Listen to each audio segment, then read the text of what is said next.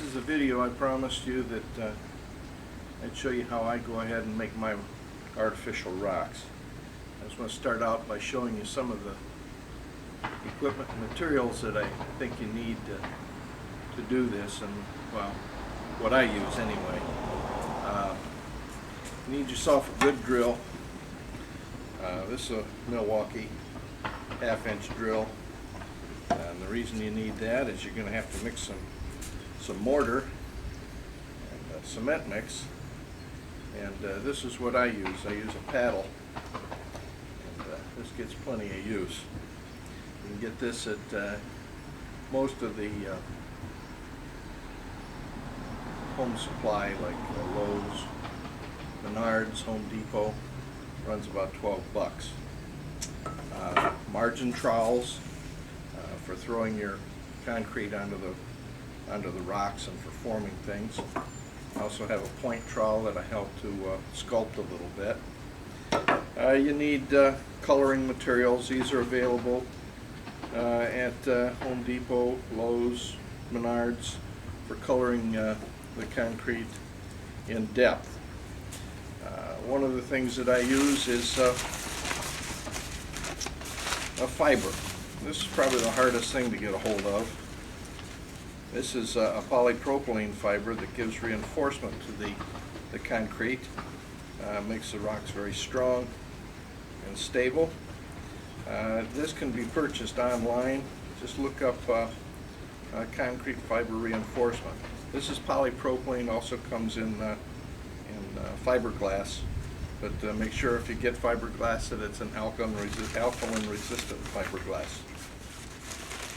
What makes my concrete mix different from normal concrete mix is the aggregate.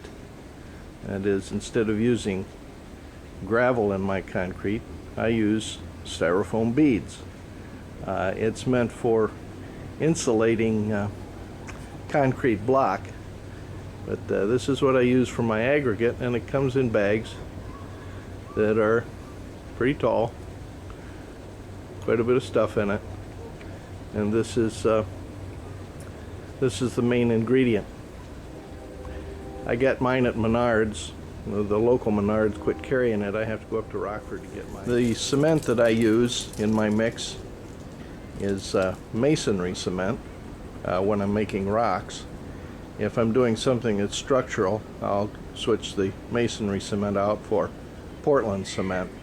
It doesn't matter, I don't think, whether you're using type N, as this is, or the type S. That's mainly a matter of the strength of the two. I like the masonry cement because it's much stickier than the Portland cement and makes a much better mix for making the rock. Of course, you need some sand. You can get that in bags from local hardware stores that I do sometimes, or again, Home Depot, Menards, or Lowe's. And you also need an acrylic polymer. It's an acrylic latex. It's an additive that makes the mix sticky. It also makes the mix less water permeable, making your materials, finished materials, much more waterproof. This particular one is called J40 and is manufactured by Dayton Superior. And the first thing we have to do is mix up the liquid that we're going to use for making our concrete mix. And the liquid is going to be composed of a dilution of 1 part of the acrylic polymer to 3 parts of nice clean water. Oh, and by the way, this acrylic polymer also comes in small quantities and can be purchased in quart quantities at places like Menards. Although if you buy it that way, it makes it a little more expensive. So I just use a container. I found these Cool Whip containers make good measuring devices. So I'm just going to take 1 part of the acrylic, pour it into a nice clean bucket, and then I'm going to add 3 parts water.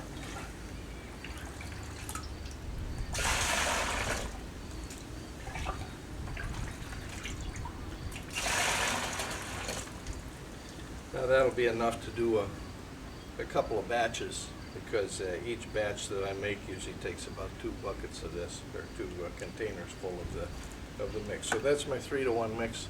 That's the liquid that I'm going to use to make concrete. I'm going to start by taking this styrene beads, and I'm going to take the container again, and I'm going to add, I'm going to make a double batch. In other words, it's a 3-to-1 mix of styrofoam beads to masonry cement. So I'm going to make this 6-to-2. 1, 2, 3, 4, 5, 6. Now it doesn't matter what the container is, as long as you're consistent. Use the same container and get the proper proportion. Then I'm going to take masonry cement. Since it's 3-to-1, I'm going to take 1 and 2. And then what I will do is add some of the polypropylene fiber. And for a mix like this, I just add a small quantity, like that. Now the important thing is to mix this dry materials very, very thoroughly, so to disperse the fibers. Mix everything very thoroughly. And what I mean by thoroughly, just mix it for about 2 minutes. Get a good firm grip. You don't want that bucket spinning around. And I just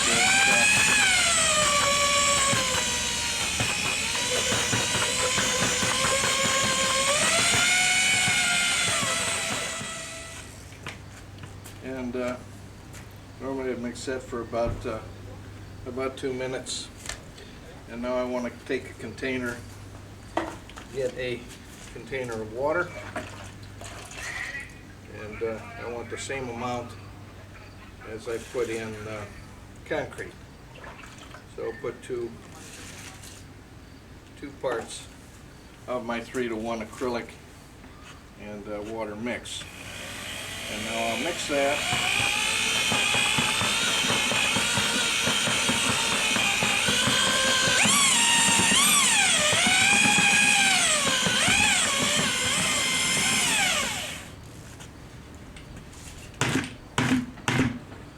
Stop at that. When you're done mixing, have a bucket of water that I put my mixer into.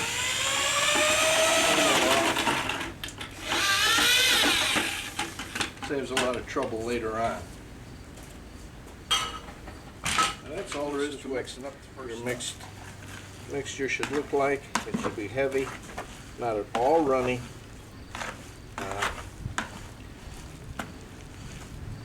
That's what it looks like.